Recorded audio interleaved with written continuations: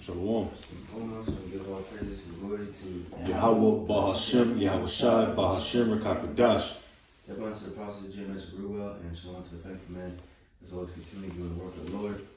Alright, so Lord willing, once again, James comes to Ohio for our Sunday class. Continuing on the Bible series. Now we in the book of Ezekiel.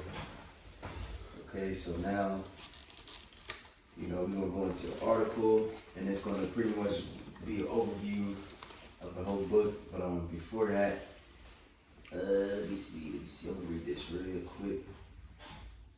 Alright, because before Ezekiel is Lamentations and then Jeremiah. So I just want to read this real quick. Let me see, because I was typing how far apart was Jeremiah and Ezekiel. They was pretty much prophesying at the same time, but Jeremiah prophesied a little bit before him. It says Ezekiel was a younger contemporary who began his ministry roughly 35 years after Jeremiah, with the active period overlapping between 593 BC and 586 BC. Alright, it says key details on the separation and location. Jeremiah remained in Jerusalem throughout his ministry, witnessing this destruction. Ezekiel was taken to Babylon in 498 BC and prophesied to the exiles there. Alright, let me see. It says connection. Ezekiel was likely familiar with Jeremiah's ministry and letters, as both were priests with overlapping prophetic responsibilities during the same historical crisis. Alright, so I just wanted to get into that real quick, just to connect, the timelines, things like that. So now, without further ado, we can just go ahead and start at the beginning of the article. Alright, I'll be the reader real quick. Mm-hmm. Oh yeah, can you read the page name too? Mm-hmm. So I got this out of BibleProject.com, and hold on, let me see. All right, so BibleProject.com, the book of Ezekiel. It says Ezekiel was a priest. I'll read Old Testament overviews of Ezekiel 1 to 33. Ezekiel was a priest who had been living in Jerusalem during the first Babylonian attack on the city. You can read 2 Kings 24, 8 to 17. Yep, and matter of fact, can you get that? Just to, we already brought it out, but, just to refresh your mind. I got you. Okay. 2 Kings 24, starting at 8. We'll go A and P. It said Jehoiakim was 18 years old when he became king, and he reigned only 3 months in Jerusalem. His mother's name was Nahashta, daughter of Elathan of Jerusalem. He did evil in the sight of Yahweh in accordance with everything that his father had done. At that time, the servants of Nebuchadnezzar, king of Babylon, went up to Jerusalem, and the city came under siege. Nebuchadnezzar, king of Babylon, came to the city while his servants were besieging it. Jehoiakim, king of Judah, surrendered to the king of Babylon. He and his mother and his servants and his captains and his palace officials. So the king of Babylon took him prisoner in the 8th year of his own reign. He carried out of there Jerusalem all the treasures of the house temple of Yahweh and the treasures of the house palace of the king, and cut in pieces all the articles of gold in the temple of Yahweh which Solomon king of Israel had made, just as Yahweh had said. Verse 14, it says, he led away into exile all Jerusalem, and all the captains and all the brave men, 10,000 captives, and all the craftsmen and the smiths. None remained except the poorest people of the land. Right, see what I'm saying? So, let me see. We can stop there, but yeah, just going into, the besieging of Jerusalem, you know what I'm saying? And, the people got took to captivity and only the poorest of the land stayed. And Jeremiah, he was one of those men that stayed. You know what I'm saying? Because they gave him a choice whether he want to stay or not, and he chose to stay amongst the people. But Ezekiel took him. You know what I'm saying? Daniel, so on and so forth. But we can go back to the article. And just for reference, that was during the second besieging. Mm-hmm. At that time, dealing with Jehoiakim, because you had the first one with Jehoiakim, his father, in 605 BC, and throughout, up until 597 BC, which was the second. You had the last one in 587 BC when they completely, just pretty much annihilated, the land, so on and so forth, destroyed the temple, broke the walls, things of that nature. Back at the article, it says the city itself was spared, but the king of Babylon took a first wave of Israelite prisoners into exile.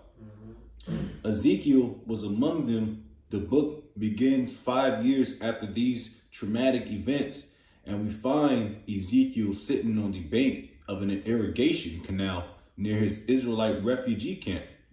On his 30th birthday, no less, it's the year that he would have been installed as a priest in Jerusalem. Right, and real quick, I'm gonna actually look up the word Ezekiel in the blue letter real quick, just for edification's sake. I got Ezekiel 1 as well. His exile. Come about to get into that.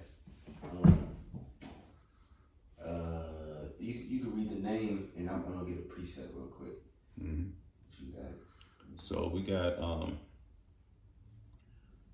quick.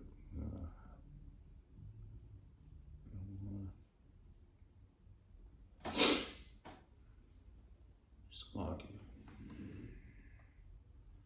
Well, why you getting that? Can somebody get Numbers 4 and 3? Well, you start at 2. Because it says, what did he say? He said, let me go back. Damn, where's my thing at? All right, it says he's about to be a priest, at the age of 30. You know what I'm saying? And just to prove that real quick, priests, they become, what's it called, at the age of 30. Right?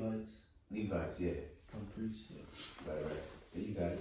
Yes. So I got the word out the blue letter. Of course, it's be Yiddish, but it would be pretty much considered Yahakazal, as in the Most High strengthens.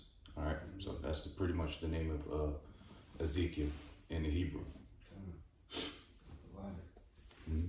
Somebody got that? Oh, you see the numbers? I got you. Numbers 4. I'll just start at the top real quick. It says, and Yahweh spake unto Moses and unto Aaron, saying, take the sum of the sons of Kohath from among the sons of Levi after their families by the house of their fathers, from 30 years old and upward, even until 50 years old, all that enter into the host to do the work in the tabernacle of the congregation. Right, and there's other scriptures on that too, but we can stop there. But also look at that word, or not the word, but the word that's like the number 30. It goes into maturity. You know what I'm saying? That's why you become, a priest, and what it say, begin to do the work of the tabernacle of the congregation. You know what I'm saying? Just to prove that real quick. But other than that, we can go back to the article. All right. So back at the article out of BibleProject.com, it says the big idea. Matter of fact. You can skip that. Yeah, I can skip that. Yeah. Ezekiel. How you pronounce Jake's name? And Ezekiel's name? Yahazakal. It was, it might be a little off. It's Yahazak. Okay. You got it. Ezekiel 1 and 11. And you can just read that head, and then we can just read Ezekiel 1. All right.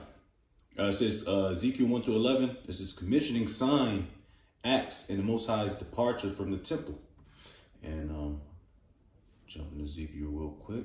Right, it's a lot because, it's Yahazak, because strengthens, or strength means is Kazak. So it would be, Yahweh strengthens. or Yahweh power strengthens. Got you. Yeah. I mean, yeah. Cause I didn't want to read in like the Yiddish. I was trying to piece it together. Cause I heard that name before in Hebrew. Yeah, just for the edification of the camp. Yahchazak Allah. All right, so I got Ezekiel chapter 1 at the top. Now it came to pass in the 30th year, in the 4th month, in the 5th day of the month, as I was among the captives by the river of Chebar, that the heavens were open, and I saw visions of the Most High.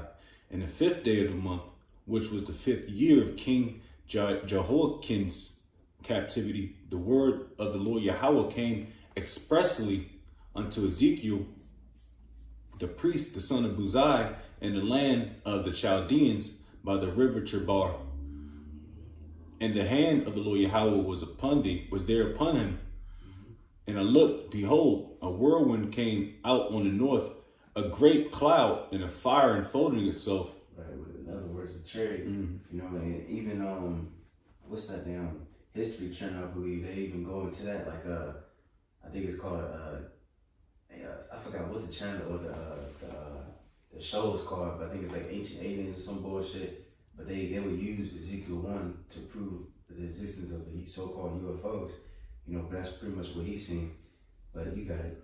And a brightness was about it, and out of the midst thereof, as the color of amber, out of the midst of the fire, also out of the midst thereof came like likeness of 4 living creatures, and this was their appearance. They had the likeness of a man, which is the angels, right? Because we know that the angels they drive those chariots, all right? But you got it. Was that Psalms? I think was it 104? I believe it says the angels of the Lord with the clouds. If somebody know what I'm talking about. You got it. It's verse 6, and every one had 4 faces, and every one had 4 wings, and their feet were straight feet, and the sole of their feet was like the sole of a calf's foot, and they sparkled like the color of burnished brass. Ooh-wee. Right. Come on, man. Brass, so that shows you, what color is brass? Brown. Mm-hmm. You know what I'm saying? But was that Revelation 1 when they described Yahweh? Yep. I was about to just say that, yeah, because that's how you prove, and you also prove through this precept, because Yahweh is in control of the angels, so to speak. Yeah. And I think it says the same thing in the book of Daniel too. It says that I forgot who it was describing. I think it was describing the Most High when it said the skin was brass or something like that. Yeah, Daniel's. Yeah, I know where it is, but I can't think right now. It says, their wings would join one to another. They turned not when they went every one straight forward. As for the likeness of their faces, they 4 had the face of a man and the face of a lion on the right side, and they 4 had the face of an ox on the left side. They 4 also had the face of an eagle. Thus were the faces, and their wings were stretched upward. 2 wings of everyone were joined one to another, and 2 covered their bodies. And they went every one straight forward, whither the Spirit was to go. They went, and they turned not when they went. As for the likeness of the living creatures, their appearances was like burning coals of fire, and like the appearance of lamps. Right, so that's what you see, like a lot of these different shows and movies with superpowers. They burning on fire, things like that. They all got that from the scriptures, like that order. You know what I'm saying? Like Naruto, Chakra. Yeah. Or like Dragon Ball. Yep. Or kind of like the Might guy. He charged up. Yeah. They all got that aura around him and shit. What's that new term niggas be saying nowadays? The oral forming or something like that? Yeah. Like, what the fuck are you talking about? I don't even know what that even means. I mean, as far as these young... It's just a phrase. Yeah, okay, it's just like the fat... It's like you got aura. Like the angels got aura. When you see an angel, everybody gonna look at it, oh shit. Be mesmerized, I just know these young niggas be saying it nowadays. Or forming, whatever, Back at it, it says, it went up and down among the living creatures, and the fire was bright, and out of the fire went forth lightning. What verse you in? Back at 13. Okay, kind, you got it. Mm-hmm. You want to read it back again, or just keep you going? good. All right, verse 14. And the living creatures ran and returned as the appearance of a flash of lightning. Right, it's another spiritual power, flash of lightning. You think of the Flash, the TV show. Mm-hmm. And they could be running back and forth, and he's like a flash of lightning. Matter of fact, can we get that? What was that? Wisdom of Solomon, I think 3. It said they shall be moved like sparks. Sparks and stuff. Mm-hmm. Yeah, because they don't have the how fighter jets, they got to move one direction, then they got to really plane. Right. They got to slow down and turn into they can just they jet going crazy. That's the spirit. That just reminded me because I did a video a little while back. This lady, she was in the military, like flying the jets or planes, whatever the fuck, and she was doing a training, and then she said she seen a so-called UFO, and the people, they would train them to, like, if you see a plane, you gotta like look at the wing, you gotta look at the shit that's around it, so you can determine, the wind drift, right, all that shit like that. And she was like, I couldn't see nothing. It was smooth, and it would just go from one place to another in a matter of seconds, like impossible. And she also said, in so many words, I forgot how she said it, but she was like, pretty much we can't be like us, our military down here. We can't be so proud because there's things out there that got way more ability than we do. She said something like, I forgot how she said it, but it was like cinematic, but showing you the Lord is way more advanced. You know what I'm saying? These chariots are way more advanced than Esau's chariots. Cause he gotta stop, he gotta, you know what I'm saying, all this other shit. But the Lord, he can make a chariot expand, go small, disappear, have other chariots come out of it, all kinds of different things, I got a quick precept. It's Sirach 23:31, just to kind of back up what you're speaking about. It says, who have seen him that he might tell us, and who can magnify him as he is? There are yet hid greater things than these be, for we have seen but a few of his works. Right, just going into the point. You know what I'm saying? Like you said, you can't boast, you know what I'm saying, this technological, like Darth Vader said. So these technological advancements is in comparison to the power of the force, something like that. But all in all, like I said, we only seen a few of his works. Even how we view the chariots, you know what I'm saying? We haven't really seen the chariots in, their full glory. You know what I'm saying? And that woman got to see a glimpse of it. And like you said, you couldn't even compare them to it. Just going to show you how far out the Heavenly Father is, that even, his a host and, the things that he has created, on the celestial level. But I got that Wisdom of Solomon. So Wisdom of Solomon 2. And where we at? Glasses. This is Wisdom of Solomon 3 and 7. It says, in the time of their visitation they shall shine and run to and fro like sparks among the stubble. Right. And what the scripture says, I think it's Zechariah says that, we're going to be like King David, we're going to be like the angels of the Lord. And that's what the angels, they had the power to move, like sparks at the stubble, you know what I'm saying? So like I kind of butchered it. You might read that part again? Wisdom of Solomon 3:7. It says, in the time of their visitation they shall shine and run to and fro like sparks among the stubble. Right, you know what I'm saying? You're going to look like sparks or lightning, moving, zipping back and forth. Even like you said, you mentioned Darth Vader. Like if you read the books, you know what I'm saying? When they was the Jedi's and Sith, they was fighting. They said it looked like a blur, like a flash. You know what I'm saying? Or even Dragon Ball Z. Gohan was fighting Cell, and he was the only one that was able to actually see Cell and Goku fight because they was moving so damn fast. So our speed is gonna be beyond. And real quick, Cause I remember watching the video. Cause Esau, he can't wrap his mind around this. We can't wrap our mind around this. But it was a video where this dude, he tried to explain like so-called superpowers scientifically, and he's saying, well, that's impossible for us to do it. Cause if we have super speed or we would move too fast, our legs would break, and all that other shit, which is true. That's why the Lord will give us those spiritual bodies. So our bodies will be able to handle that power. You know what I'm saying? But Did you want that? hmm? So did you want that? Which one? 1 Corinthians. Corinthians. Oh yeah, yeah. This is 1 Corinthians 15, and I'm gonna just get to the point. I'm gonna start at 38. It says, but the Most High giveth it a body as it hath pleased him, and to every seed his own body. All flesh is not the same flesh, but there is one kind of flesh of men, another flesh of beasts, another of fishes, and another of birds. Right, real quick, and I gotta say that bullshit evolution, I hate that. Yeah, that shit's bullshit. It's so easy to debunk. Cause it says one flesh of man, one flesh of beast, but they said we came from apes. That's a beast, that's an animal. That's impossible. You can't, you know what I'm saying? And I think they said we came from the sea too at first.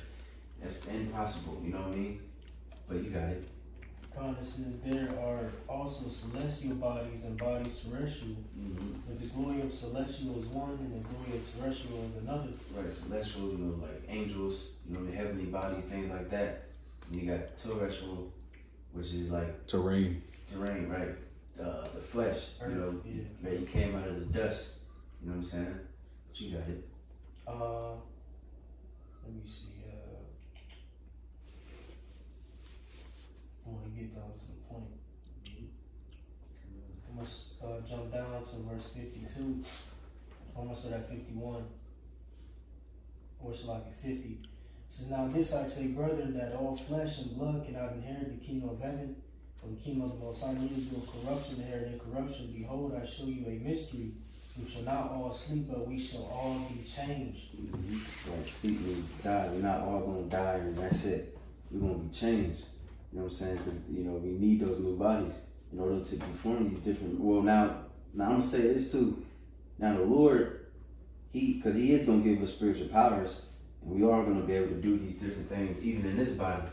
You know what I'm saying? But it's not gonna be like that forever. You know what I mean? The Lord got to fully transition us. Different You know what I'm glories. saying? Right, glory to glory. You know. But is there more? Verse 52 says, in a moment, in the twinkling of an eye, at the last trump, for the trumpet shall sound, and the dead shall be raised incorruptible, and we shall be changed. Right, even brothers that pass, you know what I'm saying? They gonna rise first. You know, with the chariots, you know what I'm saying? Starting with Yahushua and the rest of the angels. You know. One more. It says, for this corruptible must put on incorruption, and this mortal must put on immortality. Right, mortal, because mortal goes into death. That's what this body is, nothing but death. You know, you got expiration date. You know, whenever that day comes. But the immortal, you know, goes into living forever. You know, and that's what the angels, they live forever. You can't destroy them, you can't hurt them, you can't, none of that. You know what I'm saying? And even so, like even the bodies we have, because we're gonna have like a body that's like both in a sense, because we're gonna be able to procreate. You know what I'm saying? So even the glory that we're gonna, it's gonna be a whole different type of, you know, glory. You know what I'm saying? A whole different body. Like, you know, a fusion between both celestial and terrestrial. You know what I'm saying? It's going, because the angels can't mate. You know what I'm saying? Those who are purely celestial bodies. You know what I'm saying? We're gonna, you know, in a roundabout way, inherit both of them. You know what I'm saying? It's gonna be insane, man. That's why the story about Mary about getting impregnated by an angel, that's a completely nonsense. You go back to that Ezekiel 1, can you read down to 18? And then after you read down to 18, can you skip down to 20? Let me see, so I can hold on. You can skip to 24, but you got it. Alright, where is that? Back at 14. And the living creatures returned as the appearance of a flash of lightning. Now as I beheld the living creatures, behold, one wheel upon the earth by the living creatures with the four faces. The appearances of the wheels and their work was like unto the color of beryl, and they four had one likeness. And so like real quick, I know beryl, there's multiple colors for that. So I know like one I think is like yellow, and you know, so a little willing. But that'd be a good thing to do though, like when brothers read, you know, look up obviously like name places, names, and also these different stones and different things like that, so you can have the image in your head, you know. But you got it. And their appearance and their work was as it were a wheel in the middle of a wheel. When they went upon their four sides, and they turned not when they went. As for their rings, they were so high that they were dreadful, and their rings were full of eyes around about them four. Right, them eyes goes into those the windows pretty much of the chariot. You know what I'm saying? Like you see the picture of the chariot, you got the little windows, and you know what I'm saying. That's what them eyes are. You see what I'm saying? But now you can skip to 24. Yeah. Verse 24. And when they went, I heard the noise of their wings, like the noise of great waters, as the voice of the Almighty, the voice of speech, as the noise of an host. When they stood, they let down their wings. Right, because the Lord, he got a mighty voice. You know what I'm saying? Revelation goes into Yahushua's voice too. There's many waters. You know what I'm saying? But this right here, this is beautiful because I tried to find this picture, man, but it was a picture a couple of years ago about NASA. They took a picture of something in space, and it looked like a giant angel with like armor, and it was raw as shit because if you look at the very top of it, it looked like it literally looked like Yahushua or something, like on a throne. Man, I wish I could find this picture, but it was going viral between the brothers a while back. Yeah, man, I'm sorry I can't find it, but that was beautiful, bro. Like, man, this is real, you know? Yeah, I mean, even Salakia, just a quick testimony. I know I think y'all brothers heard about this. Even when I was in with KC, GMS KC, them brothers, we had a holy day. I think it was a feast of dedication. But anyways, we was in the middle of the wood, middle of a RV park, surrounded by like heathen crackers, you know, niggas, and we seen hundreds of chariots in a formation. And Elder Maholoy was in Chicago, and we called him, and he was like, "Yo, bro, yeah, this shit is crazy." And then he said, "Yo, what the fuck you talking about?" And then then he said, "Y'all seeing the same thing we're seeing in Chicago and Kansas City." So them joints like in the formation of hundreds in a beautiful formation, and then they like transported to Chicago, so it was spiritual because they seen the same thing. All right, so this thing is real, man. Hundreds of chariots, man. I couldn't believe my eyes, man. But that's the spirit, because that was reminding me too. I see, remember, about where you live, that little river, like, you know what I'm saying? But I think it's next to that bank. I remember, I ran last like a night, and I just always like stopped at that river just to, chill and pray for a little hot second. And I remember I seen it. It was like I think it was like a blue chariot. It was on both sides, but one on the left side, it was like probably like 20, 30 chariots coming out of one. And then on the other side, it was like regular, like white colored chariots. I was bugging. I made a video on it and everything, but it was crazy, man. Hey, the chariots is wonderful, you know what I'm saying? I still got Jake, remember that video of the taco truck? I got a video showing how fast the chariots are, you know what I'm saying? Just to, and it's ultimately a faith booster. On the Jake testimony, So like you said, they move like lightning. I got a video of them, one shooting through a live picture. It's a still picture, but it goes live. Oh yeah, so it catches like a second. Mm-hmm. And the joint just zip through in like a second. You know what I'm saying? You got it. Oh yeah, and it's like just to add, there was another picture just recently of Nazareth taking another one. I know in Dabu 7, he got it on his channel. It looked like what kind of like Ezekiel 1 with a human kind of mixed with something else, and like with the angel wing, and guess what? He had like a fro. You know what I'm saying? So this is beautiful, bro. You know, but you got it. Yeah. I'll read back at 24.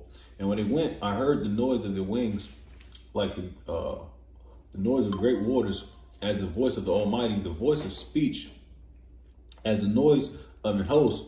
When they stood, they let down their wings, and there was a voice from the firmament that was over their heads when they stood and had let down their wings. And above the firmament that was over their heads was the likeness of a throne, as the appearance of a sapphire stone. And upon the likeness of the throne was the likeness of as the appearance of a man above upon it.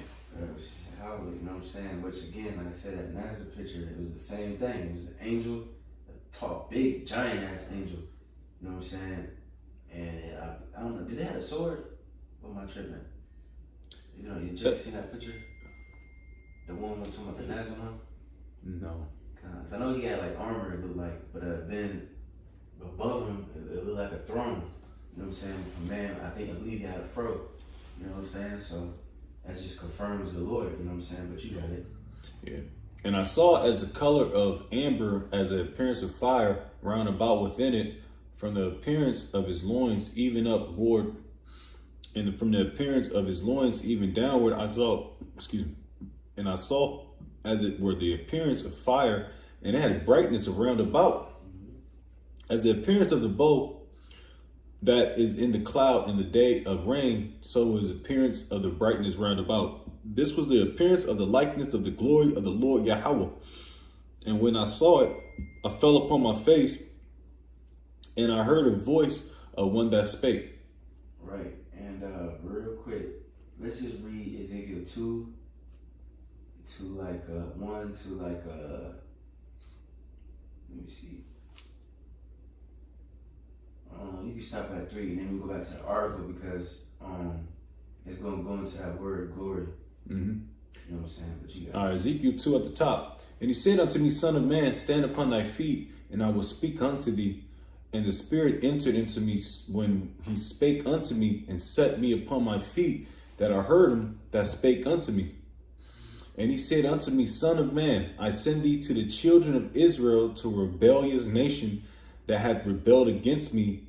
They and their fathers have transgressed against me, even unto this very day. Right, so the Lord appeared, you know what I'm saying? And now he's giving Ezekiel the breakdown, and now he's about to begin his ministry. But I believe we're going to go back to that. So let's just go back to the article, and then let me see. You can skip down. I'm sorry.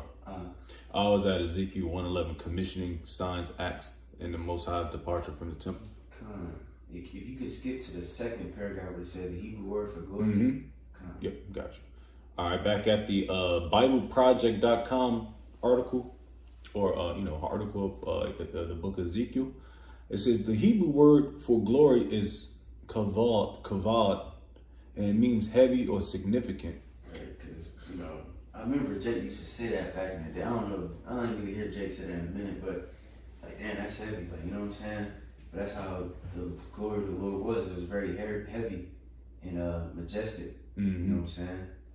But you got it. It says heavy or significant. The biblical authors use this word to describe the physical manifestations of the Most High's importance when he personally appears. The image. Oh, sorry. And it's heavy because too, like, you're gonna feel you ain't gonna just see the Lord. You're gonna feel His presence. You know, Exodus 20, people before the Lord even really truly appeared. People were scared. Like, oh shit, never mind. Let's talk to Moses. You know? Even in Numbers. It just shows you like the Lord's glory is gonna be heavy as hell, man. Our bodies can't really naturally take it. You know what I'm saying? Even Isaiah, when he seen the glory of the Lord in the temple, you know what I'm saying? It's just beyond our understanding. It's just glorious. You know? Yeah, it really, yeah. I mean, I was just thinking about it. The story of what's the nigga name? Them 3 niggas that went against Moses. They wanted to see the Heavenly Father. That's in Numbers. Abs, Koram, Dathan, and Well, it was a whole multitude, really. yeah. Oh yeah, he took his whole he put a hole in dug a pit for them niggas, but you know that they don't want to see the glory of Yahweh Shem Shai, because this place will blow up, man. It's too much to handle, you know. That's why, like, even going back, because I forgot to mention when I was talking about Isaiah. That's why the angels was covering the Lord's face. You know what I'm saying? You can't even, like, even Moses, going back to Moses, he said, I'm going to walk past you, but you're only going to see my hinder part. You know what I mean? Because if you see the face of the Lord, you ain't going to live. You know what I'm saying? The Hebrew word in the paleo for glory would be kabawad. Kabawad. B-O-B. Beautiful. Is there anything you want to read in there? A definition? I'm going to go to the strong. It says properly weight, but only figuratively in a good sense. You said weight? Oh, right. Yeah. So it's like weight is heavy. Right. Yeah. You know what I'm saying? It says properly weight, but only figuratively in a good sense. Splendor or copiousness. Glory, honor. So like you said, his presence, his weight is like you said, you don't feel it. Yeah. Feel, you know what I'm saying? Like you said, figuratively in a good sense. When you feel someone's presence, the presence of the Lord is heavy, it's weighty, you know. Come on. Real quick, let me I'm gonna read this real quick. You got more? That's pretty much it. I'm gonna read this real quick. Psalms 104:1. Bless Yahweh, O my soul, O Yahweh my God, thou art very great. Thou art clothed with honor and majesty. You know what I'm saying? Because like the brother was saying, these people or farming and things like that. The Most High, he's the ultimate order. You know what I'm saying? He's clothed with honor and majesty, who covers thyself with light as with a garment, who stretcheth out the heavens like a curtain, who layeth the beams of his chambers in the waters, who maketh the clouds his chariot, who walketh upon the wings of the wind. Going back to those chariots, you know what I'm saying? What the scriptures, I think it's, can somebody get that? I think it's Nahum. Yeah, Nahum 1, where it says that the Lord, the clouds and the dust of his feet. It says, verse 4, who maketh his angels spirits, his ministers a flaming fire. Let me see. I can stop there. Nahum 1. And Yahweh is slow to anger and great in power, and will not at all quit the wicked. Yahweh have his way in the whirlwind, and the cloud is like in the storm, and the clouds are the dust of his feet. Right, see what I'm saying? So Most High is slow to anger and great in power. You know what I'm saying? Not all quit the wicked. He ain't gonna let the wicked get away. It also says Yahweh have his way in the whirlwind and the storm, and the clouds are the dust of his feet. You know, speaking of those chariots, you know what I'm saying? Was that we can get more, but we can stop there. Was that Psalms 18? It says he rode upon a cherubim. He said that he did fly. You know what I'm saying? So on and so forth. We can go on for days, but we just go back to the article real quick.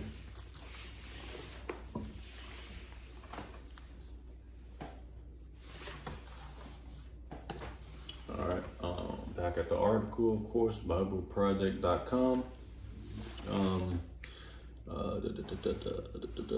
Yep, I'll just get back to it on the top. The Hebrew word for glory is kabawad, and it means heavy or significant. The biblical authors use this word to describe the physical manifestations of the Most High's importance. When he personally appears, the images in the vision are similar to when the Most High appeared on Mount Sinai in Exodus 19 and 24, as well as when his presence came over the Ark of the Covenant in Exodus the 25th chapter. And that's actually the most shocking thing about Ezekiel's vision. The Most High's glorious presence is supposed to be dwelling in the Jerusalem temple or Jerusalem temple. What is the Most High's glory doing in Babylon? This question, which have been obvious to any ancient Israelite, is what the first section of the book of Ezekiel sets out to answer. Yeah, which of course, you know, the Most High dwells everywhere. He's the way the scripture says he filled the heaven and the earth. You know what I'm saying? He can't dwell in human, Acts, I believe it said he can't dwell in a place that's made by human hands. Mm-hmm. You know what I mean? Mm-hmm. But you got it. It says, the Most High first speaks to Ezekiel from atop the throne chariot and commissions him as a prophet. Chapters 1 to 3. Right, which we use that a lot, you know what I'm saying? 2 and 3, going to, preaching to your people, they ain't gonna listen. Mm-hmm. That's where we get that famous, Jake used that a lot, you know what I'm saying? But you got it. He is to accuse Israel of breaking the covenant agreement. With their power, Israel has given their allegiance to other gods and has been worshiping idols, which has led to rampant social injustice and violence. In response to all this, the Most High has appointed Ezekiel to warn Israel that the first Babylonian attack on Jerusalem will be matched by a second, except this time the city and its temple will be totally destroyed. In chapters 4 to 5, we see how Ezekiel gets his message across with his words and by performing sign acts, a form of ancient street theater. Real quick, and that's what the Lord do a lot. He used a lot of similitudes, you know what I'm saying? And we can just give one example. We don't gotta give every single example because he did it a few times. Let's just get Ezekiel 4 and 1.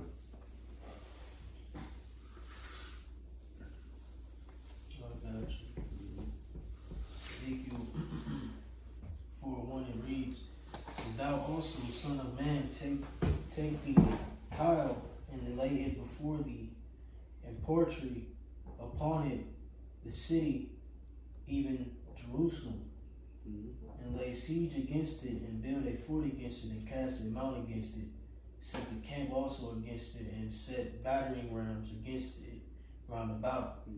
Moreover, take thou unto thee an iron pan, and set it for a wall of iron between thee and the city, and set thy face against it, and it shall be besieged, and thou shalt lay siege against it. This shall be a sign to the house of Israel. Lie thou also upon thy left side, and lay the iniquity of the house of Israel upon it, according to the number of the days that thou shalt lie upon it. Thou shalt bear their iniquity, for I have laid upon thee the years of their iniquity, according to the number of the days, 390 days. So shalt thou bear the iniquity of the house of Israel. And when thou hast accomplished them, lie again on thy right side. Thou shalt bear the iniquity of the house of Judah 40 days. I have appointed thee each day for a year." Right, and then let me see. You can stop there. Hold on. Matter you can stop at 8. Verse 7, "Therefore thou shalt set thy face toward the siege of Jerusalem, and thine arm shall be uncovered, and thou shalt prophesy against it. And behold, I will lay bands upon thee, and thou shalt not turn thee from one side to another, till thou hast ended the days of thy siege." Right, you can stop there. Just showing, the Lord used similitudes and had him out there, showing the siege of Israel and Judah, Then also, after that, he made them pretty much eat cow dung, And he did other examples too, just showing because he ate cow dung because he said he's going to eat the defiled food amongst the Gentiles. The Lord does that. He makes a prophet do an example just to forecast pretty much what's about to happen. But we can go back to the article. It says,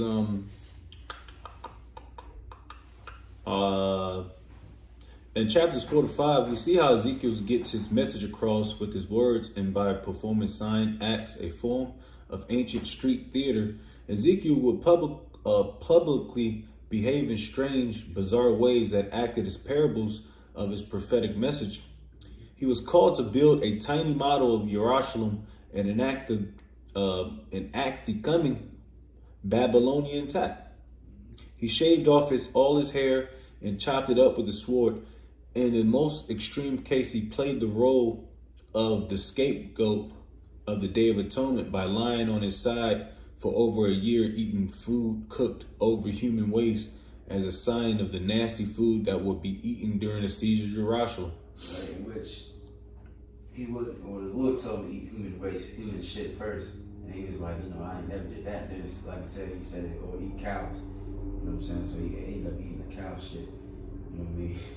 But you got it. This is perhaps the most disheartening thing of all, however, is the bad news that the Most High gave Ezekiel. No one was going to listen to his message. Israel Israel would reject him because of the rebellious and hard hearts. Ezekiel chapter 2:4, Ezekiel 3:7. We get those precepts all the time. Just recall. Oh, yeah, on time. 45, 46.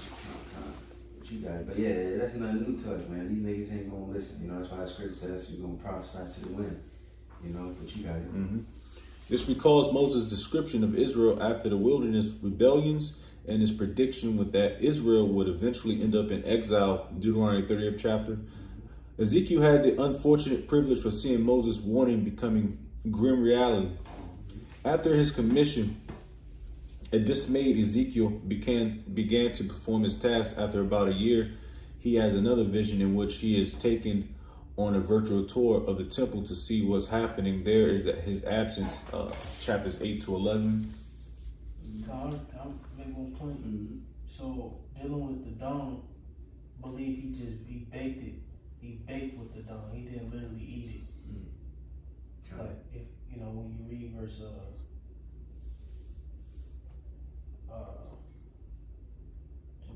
like 11 or let me see, just for the can, because first he told him to use a human feces, and it was a cow, but he just baked it with it, like as a fuel, so it probably had that like aftertaste type of situations. Yeah, verses 12, Ezekiel 4:12. Then you read down. I just wanted to make that point.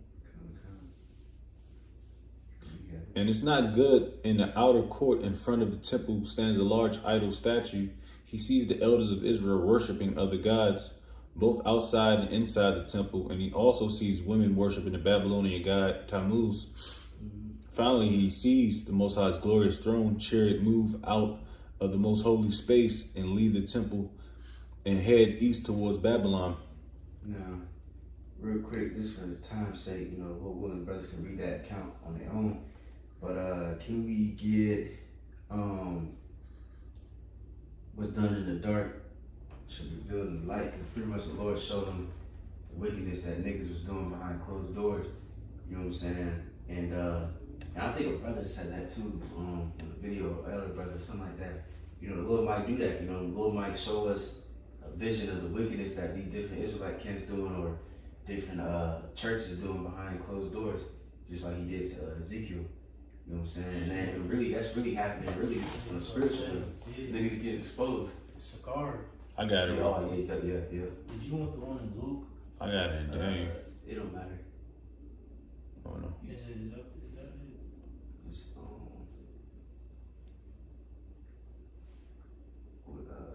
let me see. No, that's not it.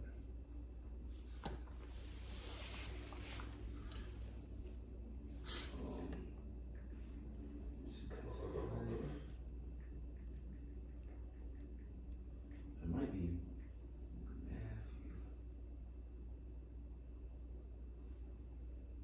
Okay, so The one in Luke, right? Luke 8.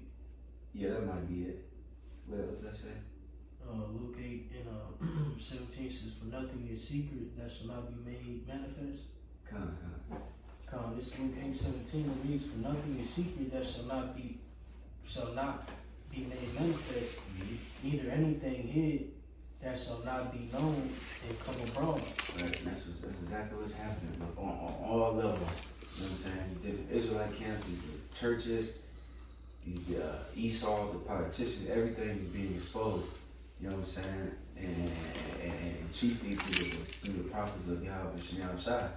You know what I'm saying? But you can go back to the article.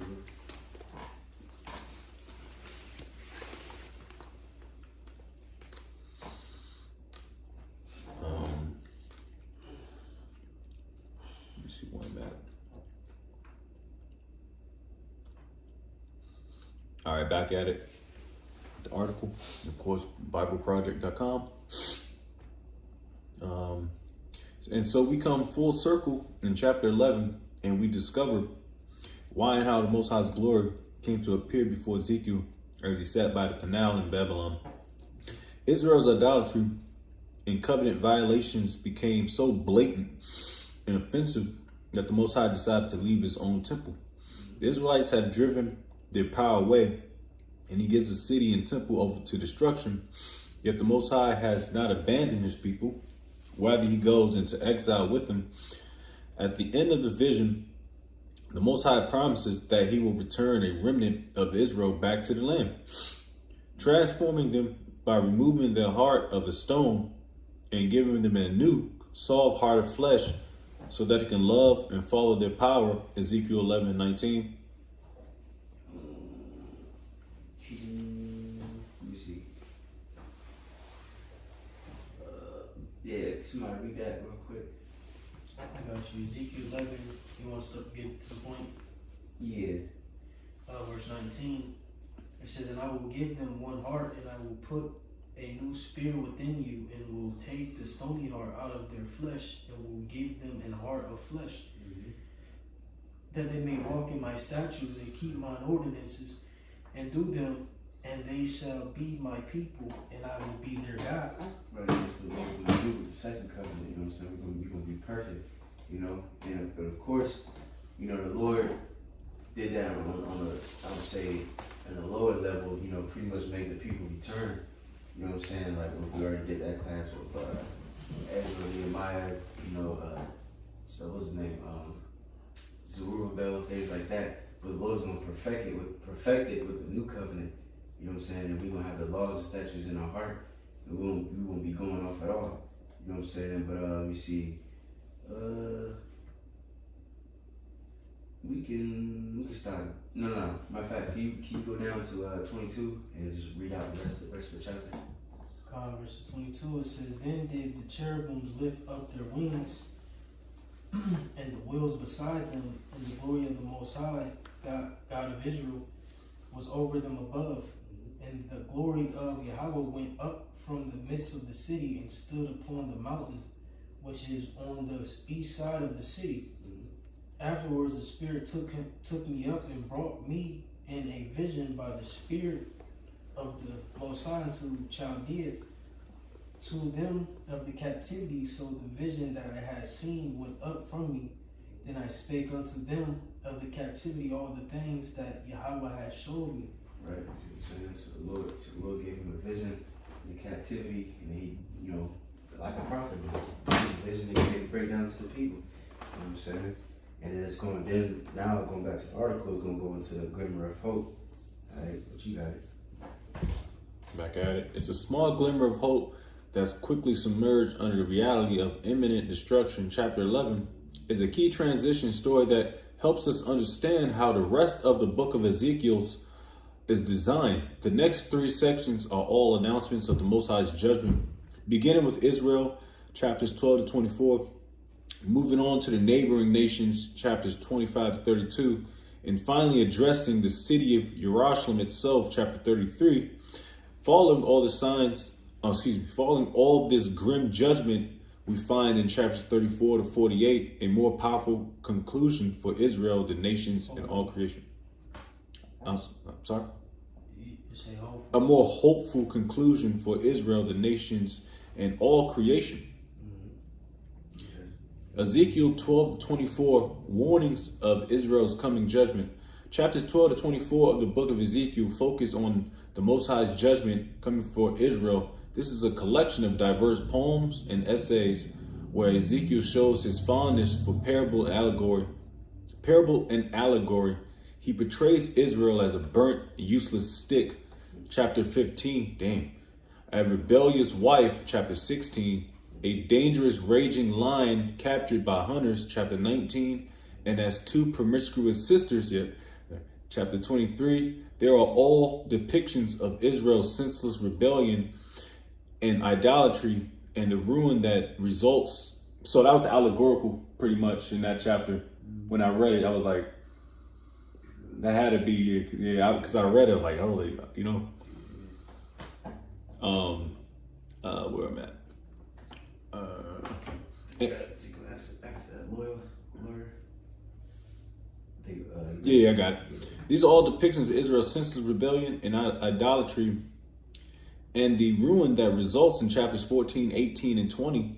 Ezekiel also acts as a lawyer, arguing the case that Jerusalem destruction is truly deserved after centuries of covenant violation. He argues that even if right, because the Lord gave us the covenant. Like, look, if you obey, you know what I'm saying, I'm gonna keep you here. You're gonna be living good. You know what I'm saying. But if you disobey, I'm gonna scatter you. You know what I'm saying. I'm gonna put these curses on you. You know, I'm gonna whoop your ass pretty much. You know, and so hey, we disobeyed. So the Lord is just fulfilling the part of the agreement. You know what I'm saying. But it's good though because the Lord, He's also merciful. He's gonna make another covenant because the first one, it was nothing wrong with the first covenant. Ain't nothing wrong with the law. It's just that there's something wrong with us. Yeah, it's like Esau. He's not merciful. You violate something, that nigga gonna give you. That nigga said he gonna give you 300 years of life. I can't live 300 years. Right. Or you go into debt and you can't pay your debt. Then you go into an article. Whatever the word is, I forget the term, but yeah, you got to go into a bankruptcy and shit, and then you got to start your life all over. Yep. And you can't do nothing about it because you got to eat here. That nigga's a dick, man. Pause. Back at it. All right. He argues that even if the most righteous people in the world, like Noah, Daniel, and Job, were alive and praying for mercy on Israel, the Most High wouldn't accept their prayers. It's far too late. Which can we get? Was that Jeremiah? I think 15. Let me see. Yeah, can you get Jeremiah 15 and 1? Jeremiah, you said 15 and 1? Mm-hmm.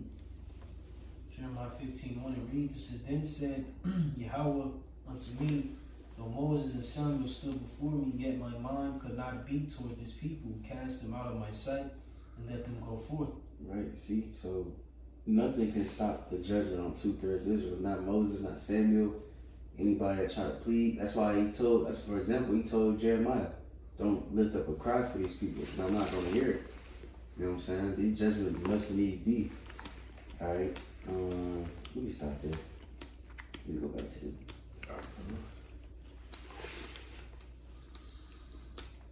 All right. Back at it. It says, like Noah, Daniel, and Job were alive and praying for mercy on Israel, the Most High wouldn't accept their prayers. It's far too late. The Most High's goodness actually demands that He bring justice on His generation of Israel. The exile has become inevitable as they reach the point of no return. Ezekiel 25-33, judgment of the nations and the destruction of Jerusalem. Next, Ezekiel focuses on the nations immediately around Israel, like Ammon, Moab, Edom, and Philistine, or the Philistines, chapter 25, as well as the two most powerful states in the region, Egypt and Tyre, chapters 26-32. Israel has allied with these nations and adopted their gods and idols. More specifically, God accuses the kings of Tyre and Egypt of arrogantly viewing themselves as gods, defining right and wrong on their terms. He holds these kings accountable for their pride and announces that He will use Babylon to bring them down. They will face the Most High's judgment along with everyone else. Right, which they ultimately did, because we already brought it out in we was going into the book of Jeremiah. Pretty much, because Egypt, they had great power at that time in Syria, but then they lost it because of Babylon. Then they became a superpower. You know what I'm saying? And then pretty much, well, keep going back, way back to, what king was that? Was it Ahaz? When, with the situation with Syria and Israel, and then Israel was still a nation and shit, they tried to take over Judah, and then the Lord had, them destroyed, fucked up. And then so pretty much Assyria and Egypt, they try to pretty much get their power. Egypt, Salaki, they try to go to Assyria for help. And then the Babylon destroyed them. And then when they destroyed them and defeated them, they lost their power in that region, all in that Levant region, which included, Judah and shit. You know what I'm saying?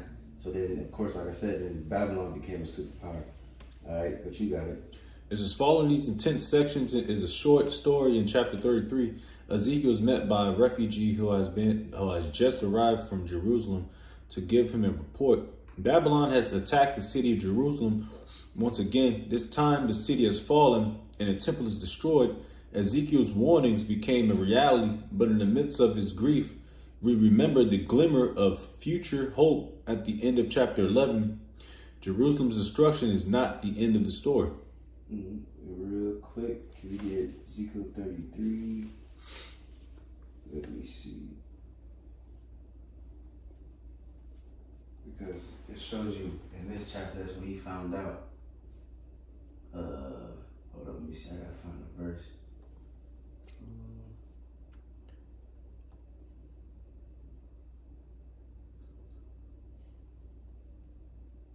Let me see.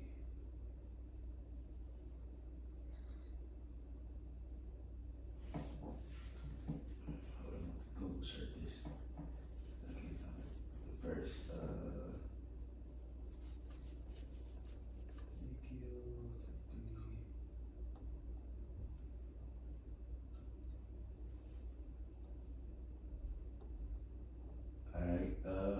Ezekiel 33 and 21.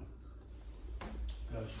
Ezekiel 33, 21 says, and it came to pass in the 12th year of our captivity, in the 10th month, in the 5th day of the month, that one that had escaped out of Jerusalem came unto me, saying, the city is smitten. Now the hand of Yahweh was upon me in the evening, before he that was escaped came and had opened my mouth, until he came to me in the morning, and my mouth was open, and I was no more dumb. Right, so that's when we found out, you know what I'm saying? We said the city is smitten, and now all those prophecies came to pass. All right, and then now, what's that? If you go down, let me see. Can you read 33, verse 33? Verse 33 reads, and when this cometh to pass, lo, it will come, then shall they know that a prophet hath been among them. Right, and that's same thing gonna happen today. People don't see everything that the words of the Lord has spoken. Or at this time, Jeremiah and Ezekiel, it came to pass. So the same things today. We say these things gonna destroy America and so on and so forth. These people gonna realize that a prophet has been among them. You know what I'm saying? But let me see. We can go back. I believe we got. Let me see. We might skip around a little bit, but you got it.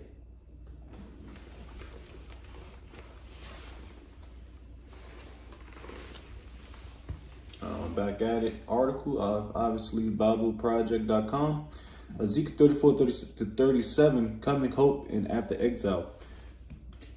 Excuse me.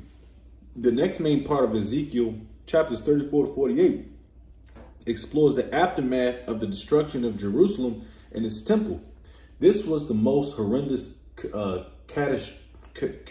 catastrophe that had ever happened to Israel, and it raised the question of whether or not the Most High was done with his people back in chapter 11.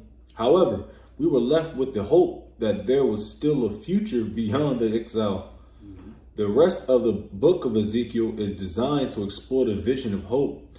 First for Israel, chapters 34 to 37, then for the nations, chapters 38 to 39, and finally for all creation, chapters 40 to 48. Right, which of course, we already know the Lord's when he dealing with Israel. He just have mercy on those that scattered abroad and made look like different nations and things like that. You know what I'm saying? The Lord ain't dealing with these different nations. But in the kingdom of heaven, after the 1,000 years, these different nations are going to be blessed through us. That doesn't mean that they're going to have the blessing and spiritual powers in the kingdom just like us. No. You know, they just gonna live a better life. You know what I'm saying? But you got it. Because if I may make mention, every last Israelite wasn't in Jerusalem at the time. You know? Right. You got it. Yeah. The northern tribe was scattered. Right. The Most High promises Israel that he will raise up a new King David, a future messianic king who will be the kind of leader that Israel always needed but never had. Chapter 34. The new Israel that will come under this king's reign will be transformed. Right, which King David will rule again. You know, you don't see that in the land of Israel right now. Where's your King David? Yeah. You know what I'm saying? Donald Trump. Right. You know, but you got it. It says. I think some of them niggas over there don't even believe in the Messiah. Yeah. So you don't got no Messiah and you don't got no King David. Nigga smack. Right. Smack. But you got it. It says the Most High will deal with their problem of rebellion by giving them new hearts. Chapter 36. Just as Moses promised in Deuteronomy 30:6, the Most High says that he's going to remove Israel's hard hearts and send his spirit into his people to give them new soft hearts that will love and obey their power. Ezekiel 36:23-30. The idea gets developed further in the next chapter through a strange vision. Chapter 37. Yep. Ezekiel sees a huge valley filled with dried human bones and skeletons. The Most High tells him, can we get that congregation of the dead, remaining congregation of the dead? Because the dry bones represents the dead state that Jake is in. You know what I'm saying? But you know, we get our skin and our bones and all that things back to life. That's pretty much us getting the truth. Then it goes into the tribe of not tribe, but the nation of Israel and Judah be on one stick. So that goes back to the nation of Israel coming back together. You know, but you got it. God, and at that point, it hadn't happened yet at all up until this. but to this point right now, Point. They were already separated, you know, prior. Well, you know, in the midst of this happening. Yeah. So when did this happen? Like you said, concerning the small hats over there, when did that happen? When did the two sticks come together and be one? yeah, because they a lot call. of the niggas don't even know what tribe they in. They don't even claim tribes. Just I'm Jewish. I'm a Jew. Yeah, nigga, That's shut up. only the southern tribes. You know, a derogatory term put on the southern tribes at that time. What about Manasseh, Asher, Naphtali, you know, Gad, Reuben? You know what I'm saying? You know what I'm saying? So if you ever want to cut a small axle, what tribe you from? Oh, I'm just a Jew. That's easy. That explains that they don't. And so many. It's countless examples to cut a small hat. Even a small hat on the crown of his head is a cut. You know. I don't see them niggas out there prophesying, man. Right. Proverbs 21:16 reads, it says, "The man that wandereth out of the way of understanding shall remain in the congregation of the dead." Right. So if you don't have this truth, this wisdom and knowledge, understanding, you know, then you're dead. You know, what the scripture says, the spirit quickeneth. And you look at the word quick, you know, it doesn't go to literally quick fast. It goes into the word Alive. Alive. You know what I'm saying?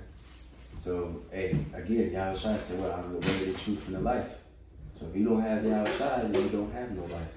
You know what I'm saying? But you got it. I got a quick precept, just a quick one. You know, a classic. As Isaiah 33:6, "And wisdom and knowledge shall be the stability of thy times, and the strength of salvation. The fear of the Lord, Yahweh, is his treasure." So just going back to that, you know, if you don't have this knowledge, this truth, man, you pretty much flapping in the wind. And you don't want to be flapping in the wind, because right now we see the end times, you know. All right, back at it. Ezekiel sees a huge valley filled with dried human bones and skeletons. The Most High tells him that it's an image of Israel's spiritual state. Their rebellion against the Most High has resulted in the exile which brought a metaphorical and literal death to Israel. The Most High then tells Ezekiel that his spirit will come and bring them back to life. A wind comes and causes the bones to stand, filling them with breath and life and causing them to regrow skin all of a sudden. Ezekiel's Which is, what's that? Wisdom of Solomon, I believe, goes going into the breath, or wisdom is the breath of the Most High. You know what I'm saying? That's how Adam, he received the breath, because he was already literally alive, but the Lord gave him that breath, which is that wisdom, you know what I'm saying? Mm-hmm. The spirit, just like us. That's why the Lord said, what? You must be born again. Because, what's his name? Nicodemus, he was like, whoa, shit, like, we might as well, can we get that? Because we ain't get that. I don't know, me personally, I ain't get that in a long time. But I think it's John 3. And then after this, we start kind of closing out. So I know we about to be at like an hour. Yeah, be pushing an hour and 12. John 3:1, it says, there was a man of the Pharisees named Nicodemus, a ruler of the Jews. The same came to Yahushua by night and said unto him, Rabbi, we know that thou art a teacher come from the Most High, for no man can do these miracles that thou doest except the Most High be with him. Right, and just real quick, every single Pharisee wasn't wicked. You know what I'm saying? There was some that believed, but obviously Nicodemus is one. But you got it. Verse 3 says, Yahushua answered and said unto him, Verily, verily, I say unto thee, except a man be born again, he cannot see the kingdom of the Most High. Mm-hmm. Nicodemus saith unto him, How can a man be born when he is old? Can he enter the second time into his mother's womb and be born? So he was thinking currently, you know what I'm saying, that Yahushua was giving a breakdown. Verses 5, it says, Yahushua answered, Verily, verily, I say unto thee, except a man be born of water and of the Spirit, he cannot enter into the kingdom of the Most High. Right, so you can be born again, you know what I'm saying? Yeah, that's the true life, because people think when you come out of your mother, or I would say your father first and then go come out your mother, that's the beginning of life. The real beginning of life is being born with what? Water and of the Spirit. You know what I'm saying? But let me see, we can stop there, we go back to the article. Ezekiel sees all these new humans standing before him. This vision recalls the story about the creation of humanity from Genesis 2, in which the Most High made humans from dirt and divine breath. Israel and all humanity have rebelled, resulting in death. So the only hope left is that the Most High will perform an act of new creation and remake humans in such a way that they truly live in a relationship of the love with the Most High and others. So even if the Most High is going to deal with the evil in the hearts of his people, some questions still remain unresolved. What about the evil still rampant in the other nations? What about the temple? This is the final two sections of the book are all about. Right. Now it goes into God and may God. Let me see. I might just summarize myself just quicker because Jake already we've been to it a million times, but just real quick, you know what I'm saying. That's what's going on right now. You see, because it mentioned Persia, it mentioned God and may God, Russia. You know what I'm saying? There's going to be a guardian to them. And you see, I believe Russia and China just made a deal with Iran. Pretty much, I forgot what it was. I think they were saying they're going to pretty much defend if there's going to be a ground invasion and stuff like that. So this just shows you. And then also it mentioned Turkey too. You know what I'm saying? It's going to be on their side. And that's what you see. Because right now, Turkey technically is on America and NATO and all that shit. They're on their side. But America is turning all his allies against them. So that shows you that the Bible prophecy is going to be Fulfilled. Right, it's going to be fulfilled. It's going to stand. Because the human mind today would be like, oh, that's impossible. They allies, like brother always say, a peace treaty and allies, all that shit don't really mean nothing. It's just postponing. Like if you make a treaty with a different nation, doesn't mean we're gonna be cool forever and ever. you know, that treaty can end. Yeah. You know what I'm saying? They y'all can be at war. You know what I'm saying? They really do. Them trees, they don't last forever. They have like an expiration date on those trees. Mm-hmm. And that's what's about to happen per Revelation 17th chapter. Yep. That just reminded me, I think Russia and America had a treaty about their nukes.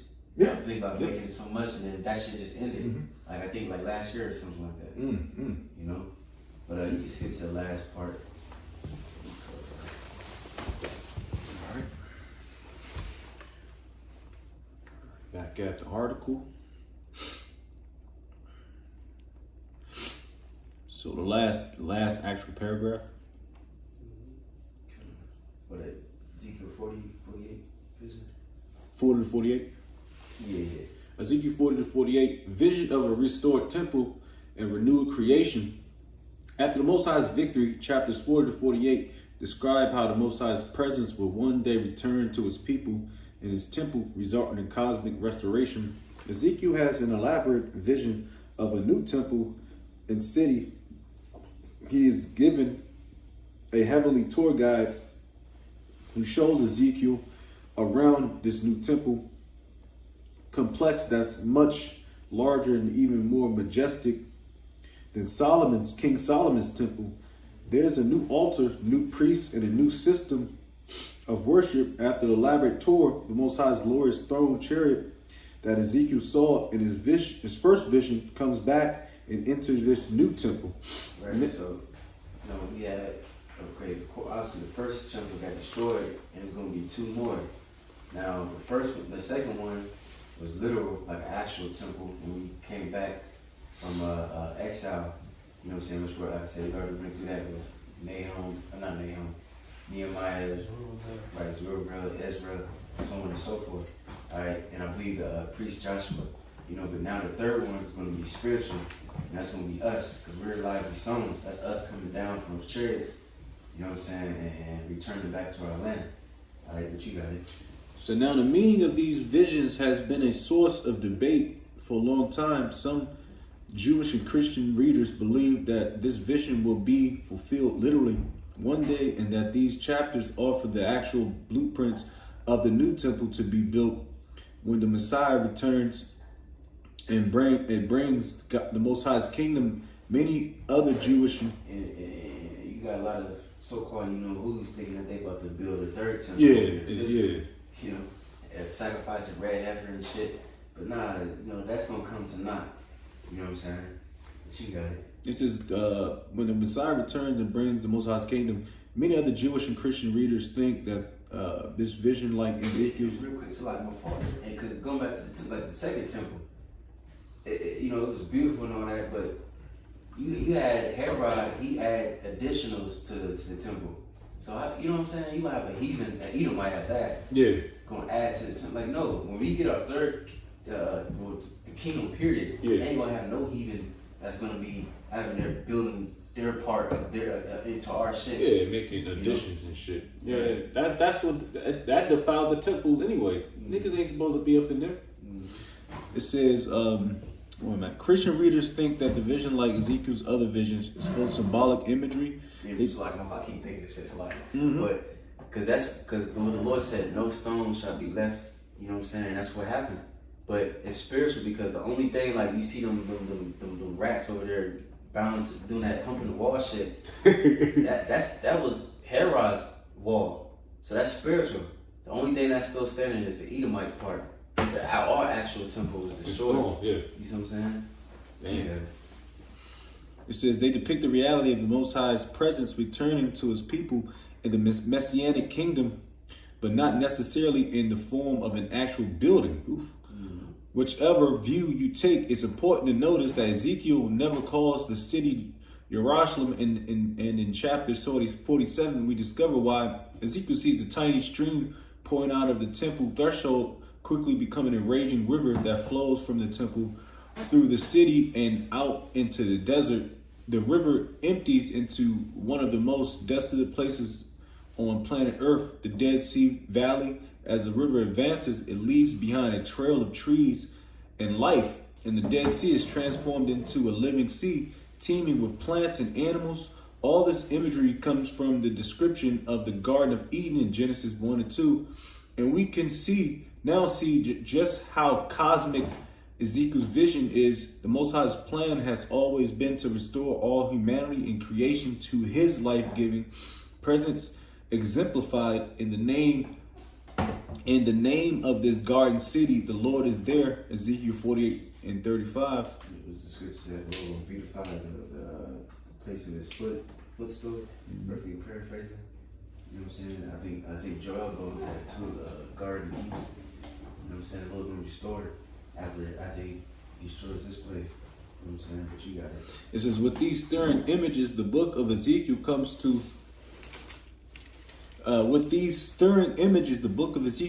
a close. Out of the darkness of Israel and all humanity's evil emerges a future full of hope. There will be new humans and a new world animated by the Most High's life-giving spirit and living in a world permeated with the Most High's love and justice. This is the profound hope of the prophet Ezekiel. Yes, sir. You know, kingdom of heaven, you know. But yeah, Lord willing, that concludes the book of Ezekiel. Now, real quick, I want to mention this because next is the book of Daniel, and the brothers already went into the book of Daniel. You know, it's on that channel, so they went through each chapter. So, Lord willing, I may I'll do that. I'll just make like a quick summary, like maybe 5 minutes at most.